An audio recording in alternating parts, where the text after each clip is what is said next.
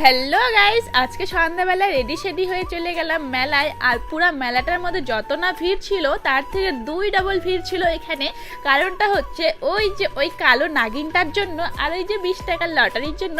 সবার লটারি কাটা দেখে আমিও আমার ভাগ্যটা পরীক্ষা করার জন্য আমিও এতগুলা লটারি কেটে নিই, কিন্তু ওই যে আমার পুরা কপাল, একটাও লটারি ফাঁসে না। তাই আমি ওখান থেকে মুখ উঠায় চলে আসি নৌকার সামনে, নৌকায় উঠবো দেখে।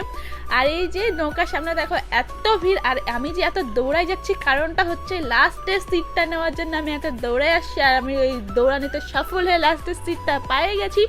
তো নৌকায় ওঠার পর প্রথমে তো খুব মজা লাগছিল, আস্তে আস্তে যখন উঠাচ্ছিল খুব মজা লাগছিল, কিন্তু যেই না জোরে ঘুরাইছে সেই তো আমার হাওয়া।